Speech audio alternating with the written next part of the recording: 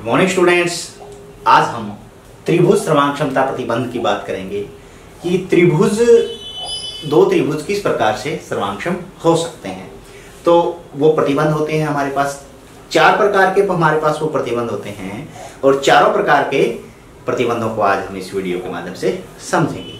हमारे पास त्रिभुज सर्वांग क्षमता अर्थात 2 त्रिभुज सर्वांगक्षम कब होंगी, हम देख के बता सकते हैं। कब पहला प्रतिबंध हमारे पास आता है S S S S S S S का मतलब साइड, साइड मतलब भुजा, भुजा भुजा भुजा। यदि हम इसको हिंदी में लें तो भुजा भुजा भुजा या साइड साइड साइड। 2 त्रिभुज जब सर्वांगक्षम होंगे जब उनकी तीनों भुजाएं आपस में समान होंगी या तीनों संगत भुजाएं। संगत भुजाएं का मेरा मतलब आप देखिए कि मैं 2 त्रिभुज यहां पे ले रहा हूं। ये 5 सेंटीमीटर है मान लो, ये 3 सेंटीमीटर है, ये 4.2 सेंटीमीटर है मान लो ये है, और एक त्रिभुज मेरे पास ये है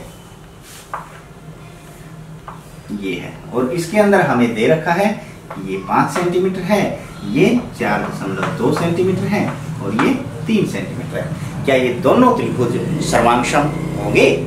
अब यहाँ पे यदि हम देखें इसकी एक भुजा 5 सेंटीमीटर है तो इसकी भी एक भुजा 5 सेंटीमीटर है ना।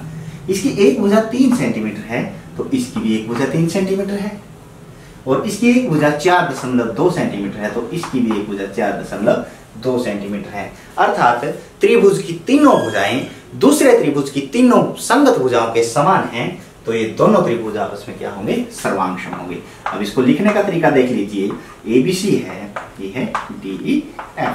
अब कौन से त्रिभुज सर्वांगक्षम होंगे हमें वो लिखने हैं, तो त्रिभुज ABC को ही मैं पहले ले लेता हूं। कौन से त्रिभुज के सर्वांगक्षम वो होगा, ये भी लिखने का तरीका है एक ABC।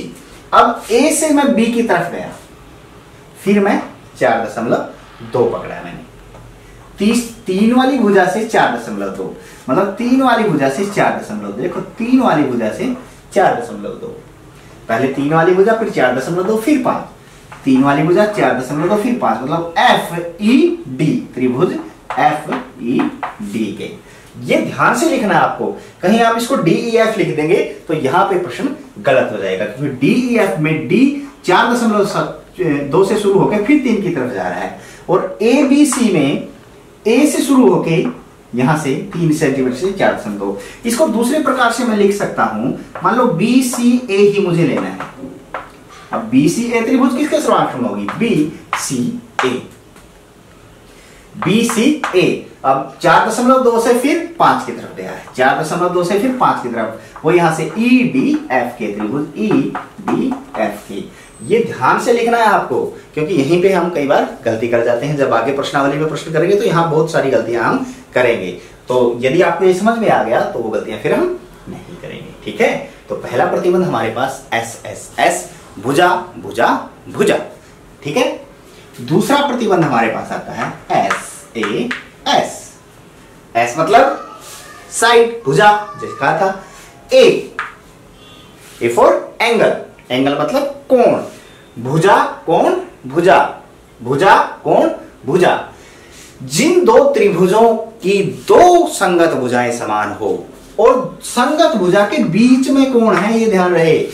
देखो अब यदि मैं ये त्रिभुज ले रहा हूं PQR और एक त्रिभुज मेरे पास ये है PLM। ये भुजा मान लो, ये भुजा 4 सेंटीमीटर है, ये भुजा 6 सेंटीमीटर है, और इनके बीच का ये कोण है मान लो 70 डिग्री का है, और हमारे पास ये भुजा 6 सेंटीमीटर है और ये भुजा 4 सेंटीमीटर है, और इनके ये बीच का कोण ये है 70 डिग्री का। अब इसको ध्यान से समझें कि 2 भुजाएं हैं 4 सेंटीमीटर और 6 सेंटीमीटर, और 2 भुजाएं यहां भी 4 सेंटीमीटर 6 सेंटीमीटर, और इनके बीच का कोण बराबर है। इसको कोई भी नाम देंगे। देखो दोनों भुजाएं 4 और 6 के बीच का कोण है, यहां भी 4 और 6 के बीच का कोण है। यदि ये 70 डिग्री यहां से हटके यहां पे होता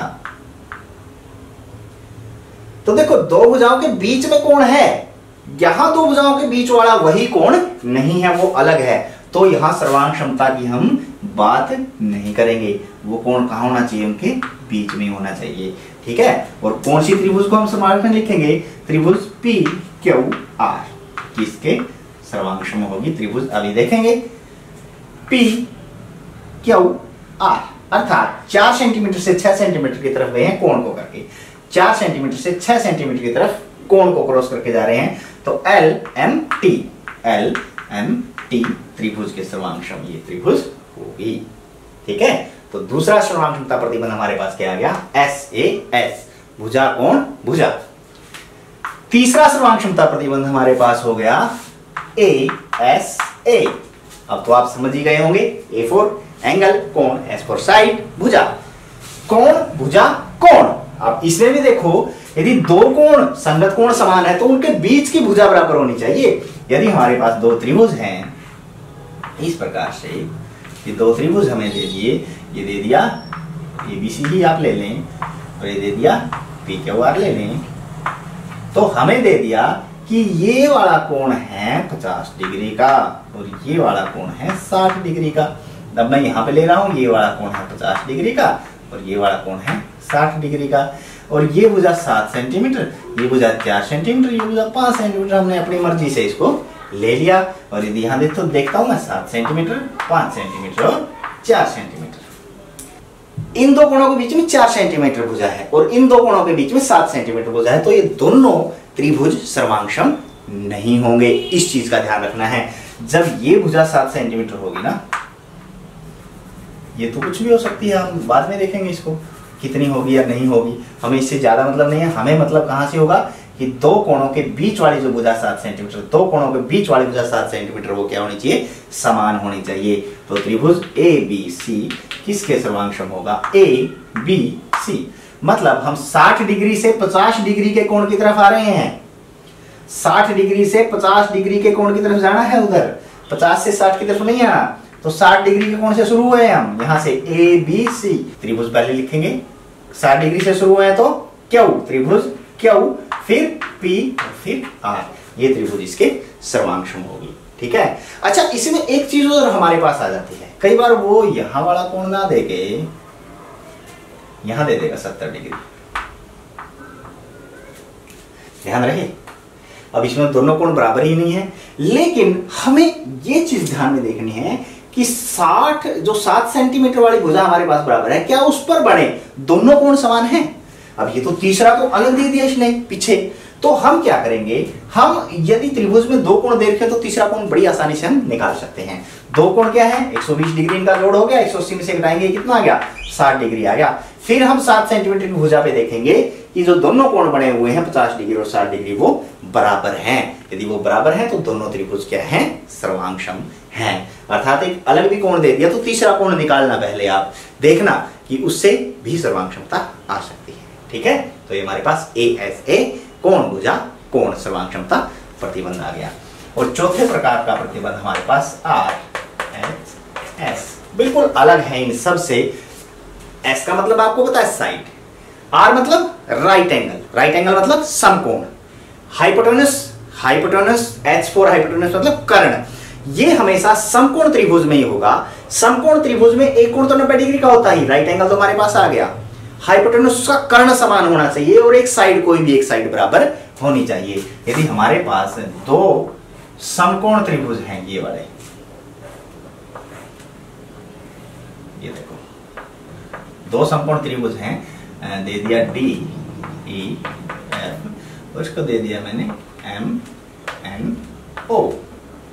ठीक है, अब मान लो ये इसके बराबर कर्ण है और ये भुजा इस भुजा के बराबर है।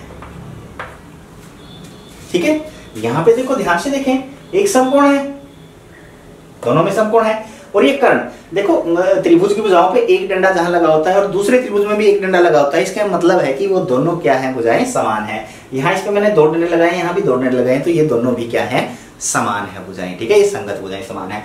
अब देखो इसमें एक राइट एंगल है, पहला फॉल हो गया। दूसरा कर्ण, राइट एंगल के सामने वाली भुजा, समकोण के सामने वाली भुजा कर्ण होती है, ये भी बराबर है देखो। और फिर एक साइड, कोई भी एक साइड, ये वाली साइड इसके बराबर है। तो ये सर्वांगक्षमता प्रतिबंध से दोनों त्रिभुज सर्वांगक्षम होंगे। अब त्रिभुज सर्वांगक्षम कौन कौन से होंगे, DEF किसके सर्वांगक्षम होगा वो देख लेते हैं। ठीक है, किसके सर्वांगक्षम होगा, DEF। मतलब हम पहले कर्ण की तरफ गए हैं, देखो इस भुजा से कर्ण की तरफ गए हैं, ठीक है, और उसके बाद फिर जो देखो पहली और दूसरी, एक डंडा लगा हुआ फिर दूसरे की तरफ, एक डंडा लगा हुआ फिर दूसरे की तरफ, देखो तो OMN त्रिभुज, OMN के सर्वांगक्षम ये त्रिभुज होगी, कौन सी त्रिभुज, DEF। तो ये हमारे पास त्रिभुज सर्वांगक्षमता प्रतिबंध 4 प्रकार के हैं। पहला SSS, दूसरा SAS, तीसरा ASA और चौथा RHS। आशा है कि ये आपको अच्छे से समझ में आ गए होंगे। अब इनसे संबंधित प्रश्न देखने के लिए हमारे साथ बने रहें। तब तक के लिए बाय बाय।